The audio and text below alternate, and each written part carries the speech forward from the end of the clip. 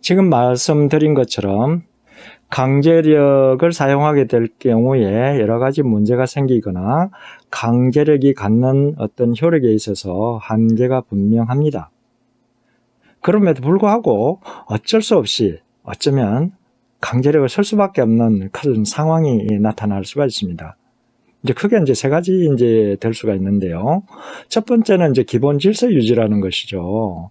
그 어떤 조직이나 또는 집단이나 사회가 질서를 유지하기 위해서는 어떤 기본적인 어떤 가치, 규범을 공유를 해야 되잖아요. 그걸 어기게 되면 질서가 문란하게 되고 조직이나 집단 자체가 와해되기 때문에 여기는 자에 대한 처벌은 불가피합니다. 그래야만 법규 질서가 바로 서게 되니까요. 물론 이 경우 가치나 규범에 대한 합의가 있어야만 보다 쉽게 질서 유지가 되겠죠. 그 다음에 두 번째는요, 다른 사람의 위협이 가해졌을 때 내가 피할 방도도 없고 다른 방법으로 대응할 수가 없을 경우에 강제력, 특히 폭력의 사용도 정당방위로 인정될 수가 있는 경우가 있습니다.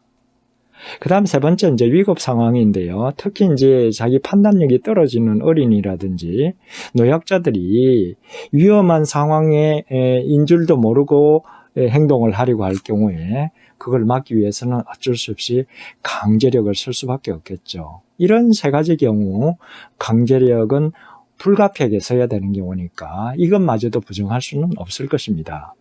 다만 이렇게 강제력을 활용을 하게 될 경우에 어쩔 수 없이 쓴다 하더라도 적절한 시기, 방법, 정도로 활용을 해야지 그러지 않을 경우에 낭패를 당할 수가 있습니다. 첫 번째, 강제력을 좀 더 효과적으로 문제없이 활용하기 위해서는 다음과 같은 한 6가지 정도를 염두에 둘 필요가 있습니다. 첫 번째, 자주 사용하지 마라. 자주 사용해서 강제력을 자주 쓰게 되면 아무래도 당하는 사람은 반발이라든지 복수하겠다는 마음이 커지기 때문에 효과가 떨어질 수밖에 없습니다. 그래서 정당방위라든지 위기 상황에서만 가능하면 써야 된다. 예를 들어서 조직의 경우에는 예를 들어 조직이 근본적인 위기 상황에 직면했기 때문에 조직 자체 내부 구조를 완전히 바꿔야 된다. 구조 조정을 해야 된다. 이런 경우는 반발하는 사람들 꽤 있을 거잖아요. 그런 경우는 어쩔 수 없이 약간의 강제력을 쓸 수밖에 없을 것입니다. 그 다음에 두 번째는요, 위협만으로 효과가 있을 때 쓰는 게 좋아요. 강제력은 써버리고 나면 사실은 의미가 없어지니까요. 위협만으로 효과가 있을 때 쓰는 것이 가장 효과가 있습니다. 그래서 위협을 했는데 위협만으로 안 돼서 실제로 써버리면 그 다음에는 위협이 통하지 않을 수 있으니까요. 특히 실제로 쓰는 강제력이 별거 아니더라 이렇게 되면 더욱더 그럴 거니까요. 세 번째, 쓰지도 않을 위협 같으면, 강제력 같으면 아예 쓸 생각을 하지 말아야 된다는 것이죠.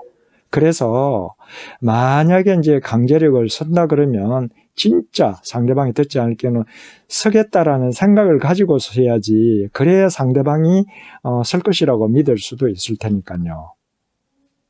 그 다음 네 번째는요, 실제로 상대방에게 타격을 줄 수 있는 능력이 있어야 되고 그것을 실제로 사용할 의사가 있어야 됩니다. 의사가 있다라는 것을 무엇보다도 상대방이 믿어야만이 그것이 효과를 거둘 수가 있거든요. 그래서 나는 객관적으로 봤을 때도 능력도 있고 의사가 있어 보이지만 상대방이 내가 그런 능력도 있고 그런 강제력을 사용할 의사가 없다라고 생각하면 효과가 없어지니까요. 이게 굉장히 중요합니다. 따라서 이렇게 내가 사용한 능력도 있고 의사가 있다는 걸 보여주는 어떤 제스처 같은 게 굉장히 필요하죠.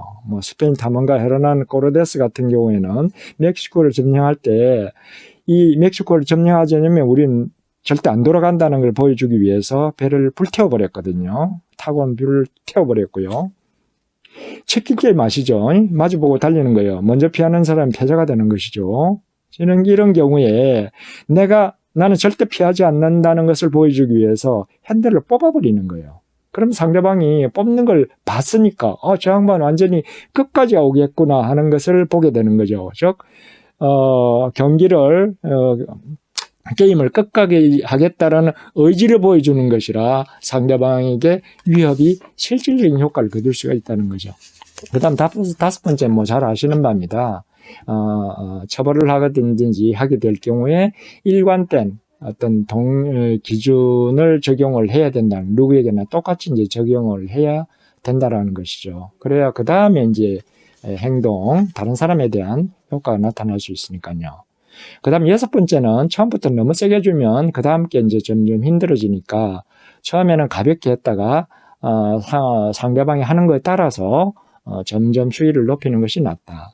그 다음에 일곱 번째 마지막으로 이렇게 부정적인 거잖아요. 기본적으로 강제라는 건 부정적인 거예요. 못하거나 박탈하는 것이 못하게 하거나 박탈하는 것이라서 그것만으로는 한계가 있기 때문에 긍정적인 인센티브, 잘하면 목표 달성하면 너 상을 주겠다라는 것까지 결합을 시켜서 하게 될 경우에 훨씬 더 효과가 클 수가 있다는 것입니다. 그래서 이러한 7가지 방법을 염두에 두고 강제력을 활용하게 될 경우에 의외의 효과를 거둘 수가 있습니다. 이번 동영상에서는 다른 사람을 움직이게 하는 방법 중에서 강제력에 대해서 살펴보았습니다. 다음 동영상에서는 보상에 대해서 살펴보도록 하겠습니다. 그러면 다음 동영상에서 뵙도록 하겠습니다. 안녕히 계십시오.